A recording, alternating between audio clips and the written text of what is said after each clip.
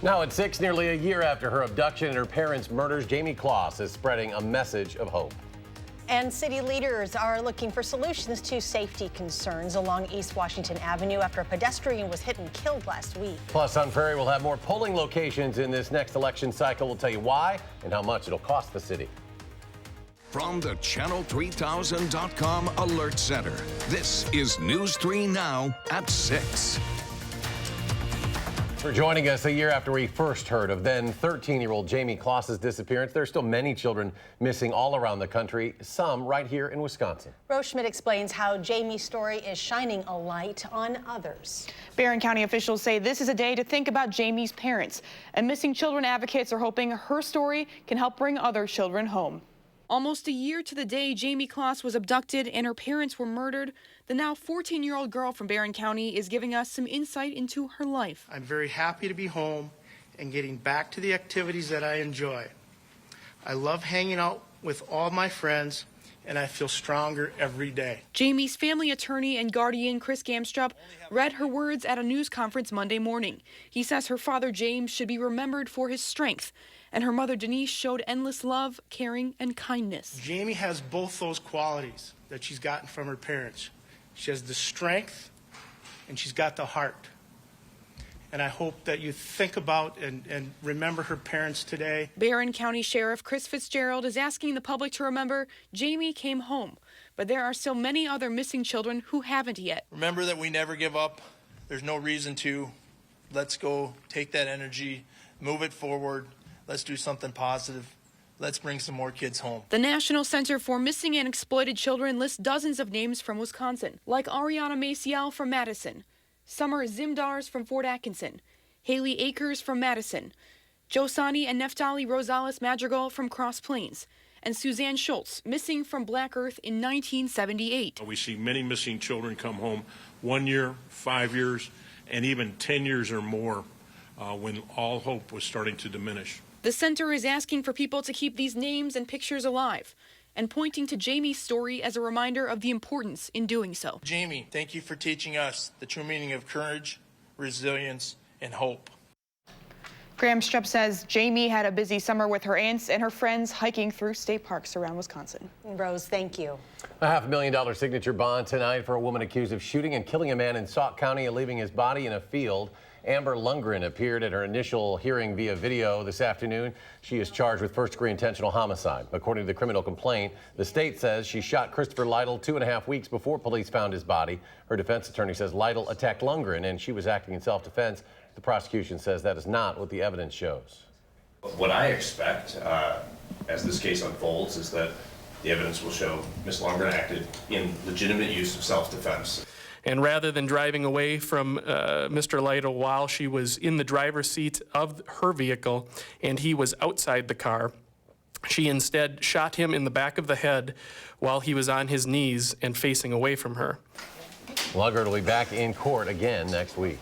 Let's check your first alert forecast now with meteorologist Chris Reese. While we're watching a beautiful sunset out there, this is with clear skies. It was a day of sunshine really after kind of a cloudy, cold, and dreary weekend. That sunshine is just a bit deceiving because it was still fairly chilly out there, although temperatures made it into the 50s. We're at 50 right now. Those winds coming out of the south and southwest at 9 miles per hour. Lone Rock also at 50, same for Milwaukee, Janesville at 52, but most of us are in the 40s. 46 in the Dells right now. Black River Falls at 45, Monroe at 49. This was Weather Track as we went throughout the day. The only thing we truly had to track was a few clouds, but we will see more of that cloud cover arriving throughout the overnight hours, along with some developing showers. We'll be timing that out as we head into your Tuesday.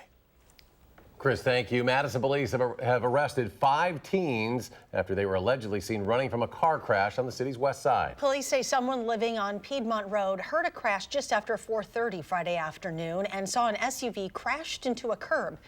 When a neighbor went outside to see if the people inside the car were okay, a group of teens ran away. The man followed the group in his car and called police. Officers eventually found the group in a culvert on Canterbury Road and arrested them. The SUV was reported stolen from Dodgeville, and one of the teens had a key fob for a car stolen from Vitence Golfland earlier in the week. An Indiana man is accused of walking more than 350 miles to Wisconsin to have sex with a teenage girl. Police say 32-year-old Tommy Lee Jenkins made an arrangement with who he thought was a 14-year-old girl in Winnebago County. He was actually an undercover sheriff's deputy. Investigators say Jenkins demanded sexually explicit pictures and documented his journey to meet the teen. If he's found guilty, Jenkins faces a mandatory minimum sentence of 10 years in prison, up to a life sentence. He's due in court later this month. The Wisconsin Department of Corrections is releasing details about a violent weekend at the controversial juvenile prison in northern Wisconsin. The state says 26 inmates were involved in a string of disturbances at the end of September at Lincoln Hills School for Boys. One of them is facing charges for trying to choke a guard. Another guard had his nose broken, and others had knee and shoulder injuries. A tactical unit from an adult prison was brought in to help keep the order. The disturbances come just weeks after a court-ordered monitor toured the facility and noted substantial improvements. Community members on the Isthmus are expressing concerns with pedestrian safety along East Washington. Those concerns come after a pedestrian was hit and killed on Thursday. Gabriella Becerra joins us now to share what community leaders think need to be changed here. Gabby? Community leaders like Elder Patrick Heck says the issue of pedestrian safety goes right along with the increase of drivers on the Isthmus, and that increasing pedestrian safety really begins with careful drivers.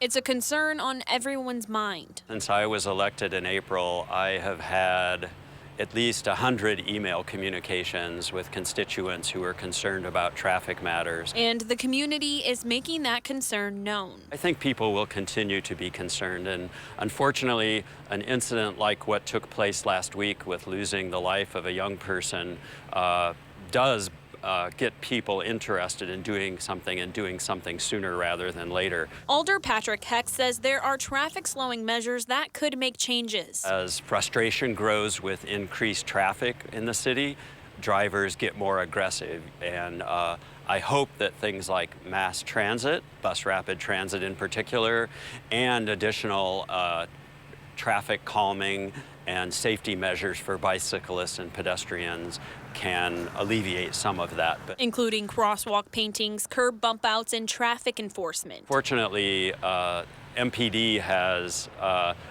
is not prioritizing traffic enforcement at this time, but I hope that that can return in the near future. Heck says even this isn't enough, but rather driving with more courtesy. It really seems like drivers on average in Madison are not being careful enough. Heck says city leaders are exploring more funding to put these traffic calming measures in place, although he says this won't be possible in the current budget. All right, Gabriella Becerra reporting tonight. Gabby, thank you.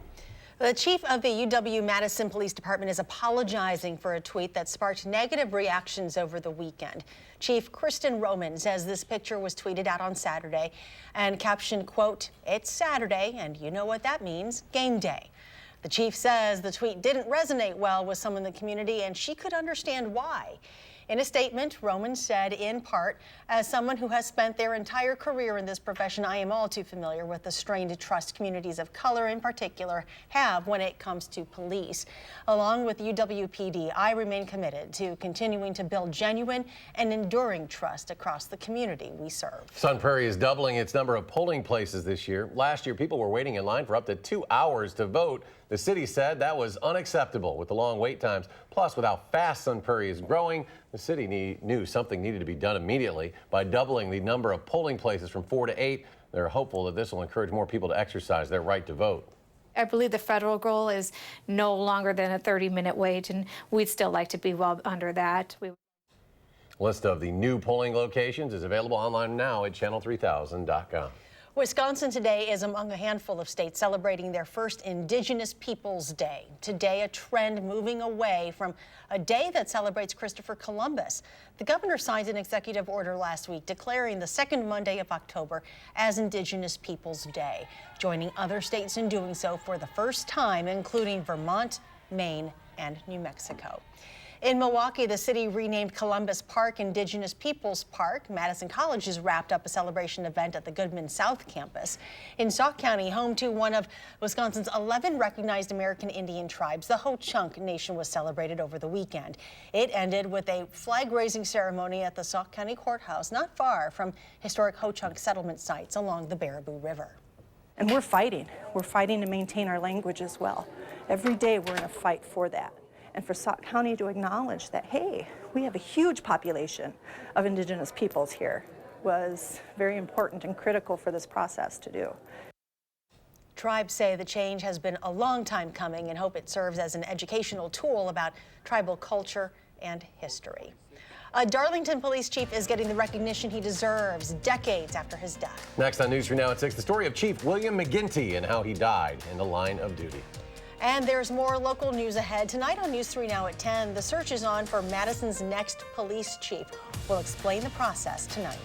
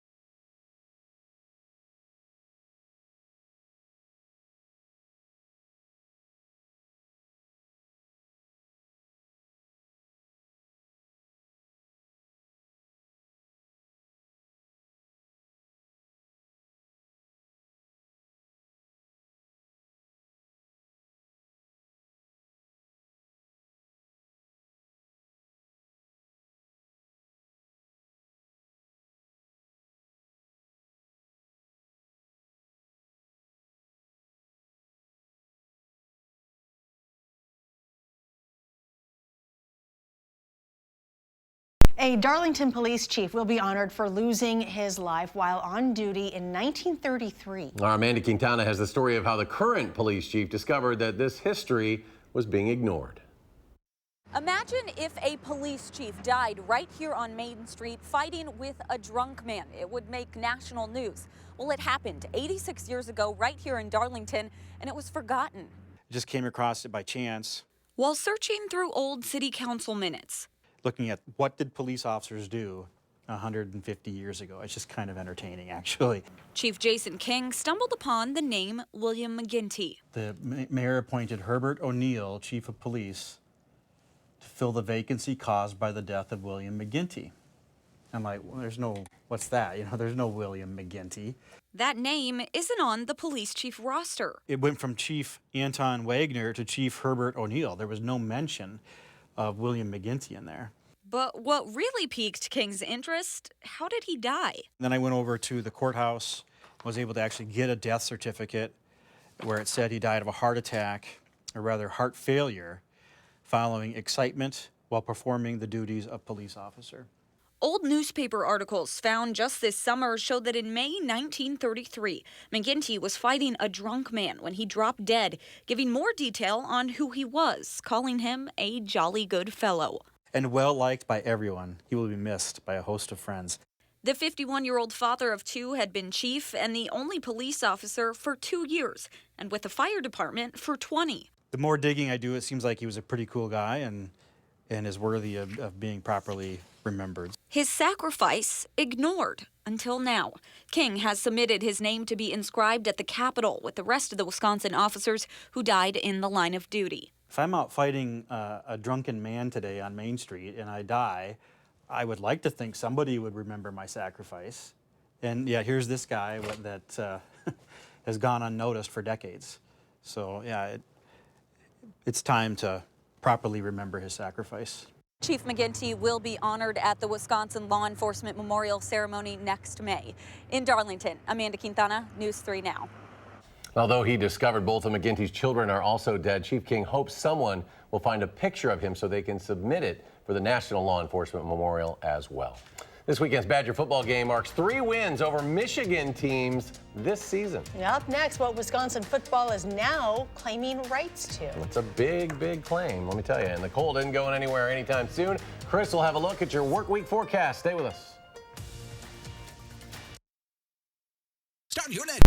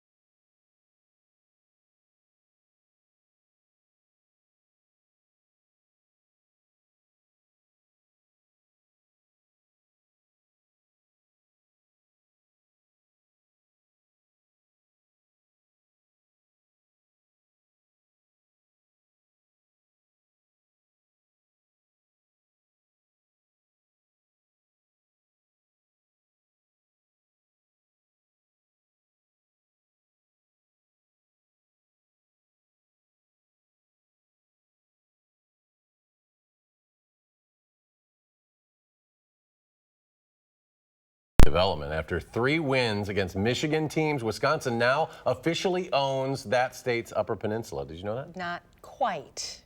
After Wisconsin football's win against Michigan State Saturday, the official Twitter page jokingly tweeted at the Upper Peninsula account to hand over the deed to the land. Surprisingly, the Upper Peninsula caved in pretty easily. The joke comes after the Upper Peninsula Twitter page expressed disappointment about being labeled as part of Wisconsin in a Mountain Dew ad campaign earlier this year. I remember that one. Well, we didn't want them anyway, right? Yeah. Especially probably like got a foot of snow up there, right? That's what they have, then I'm going. I'll tell you what they do have. That's the fall color. The Upper Peninsula was beautiful this time of the year. We're seeing more and more of those fall colors peak throughout northern Wisconsin. Here in southern Wisconsin, things have been slow, but depending on what neighborhood you live in the Madison area, you've either got a lot of color or really not all that much. Dane County itself, less than 25% of the trees have truly turned. But as you work your way towards the north, again, a lot of these counties are at peak. Some folks even beyond peak at this point. So as we go through time, I think we're really going to see those colors begin to look good. But the leaves are certainly falling after the frost After some of the wind we had this weekend, you may want to get the rake out. And I'll tell you what, it's the best time to do it tonight as we go through probably the next 3 days. Tomorrow, we're going to have showers around, some breezy winds out of the south and west, and the ground will probably be fairly wet. Then into Wednesday, while the rain will come to an end, it's still going to be breezy with winds out of the north and west at 10 to 20 miles per hour. You're also going to have a damp ground. I think the chance beyond tonight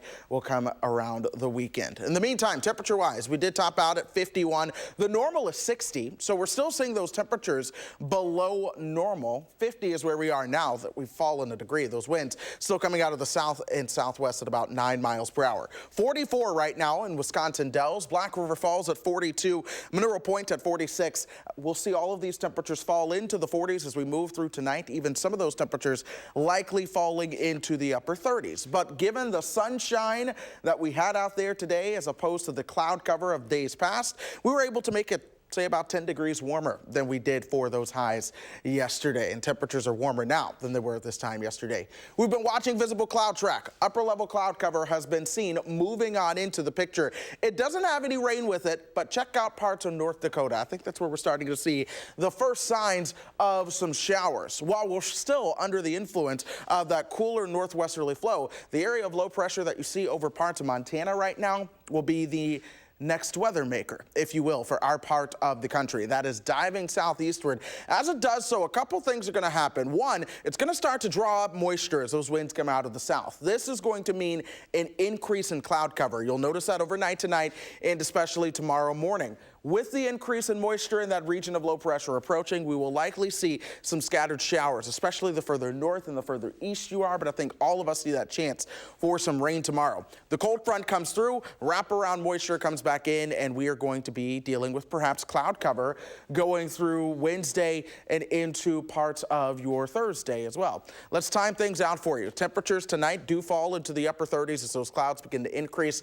When you wake up tomorrow, grab a jacket, and there might be some showers around, so it could be a cold, wet rain. Again, most of those develop later on in the morning, especially north and east. Temperatures warm up into the low 50s. Then tomorrow night, we'll see more and more cloud cover along with those wraparound showers. And this brand of cold really kind of takes us through the middle of the week and then towards the end of the week. But by the weekend, there is a warm-up in sight. It's not a major warm-up, but things will certainly be warmer than they have been. Look for those temperatures reaching the 60s. Oh yeah, there will be clouds and chances for rain as well. Look for the cloud cover to really kind of be a thing, especially as we go through next week. It's Monday night and the Packers are playing. We'll go live to Lambeau Field for a pregame report with Melissa Kim in sports. News.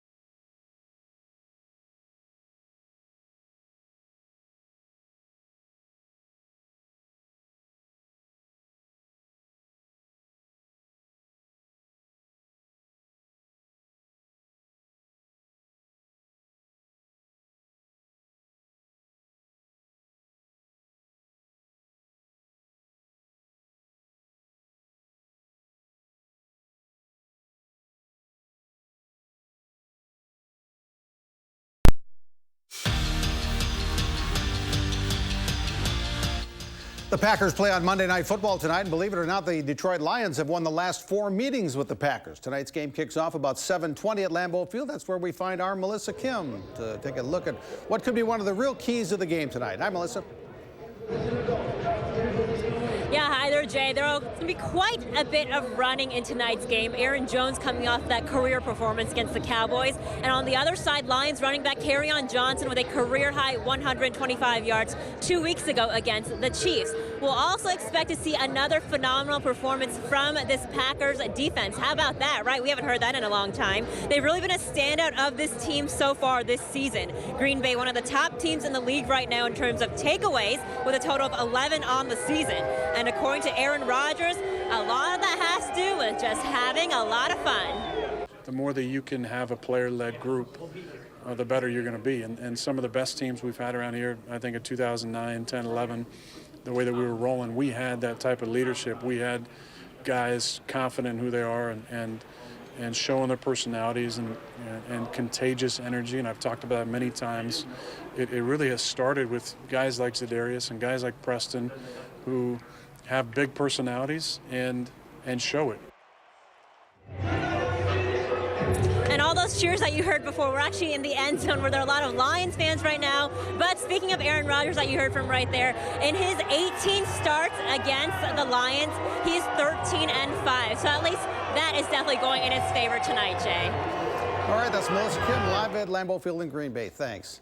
The Badger football team plays at Illinois this week, but the one everyone has circled on the calendar is a week from Saturday when they play at Ohio State. Today it's announced the Badgers-Buckeyes game will kick off at 11 a.m. Central Time in Columbus.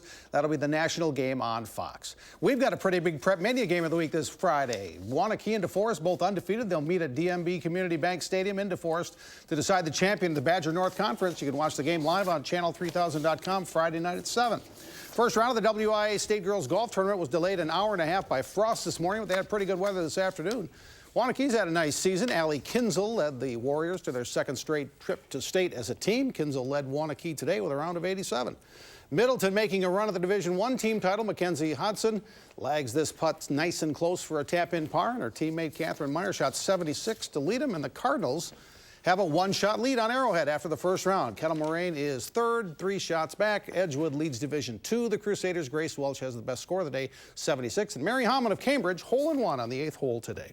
And the Brewers' most valuable player in 2019, Christian Yelich, 44 homers, 97 RBI, 30 stolen bases. Brandon Woodruff, the most valuable pitcher. Yasmani Grandal, the top newcomer. Junior Guerra, the unsung hero. Chase Anderson, the Brewers' Good Guy Award. Spring training just around the corner. Well, we'll see what happens to the NL MVP. He's still in the hunt for that too, right? I guess. All right, we're out of time. Thanks for joining us for News 3 Now at 6. Have a great evening. We'll see you back here at 10.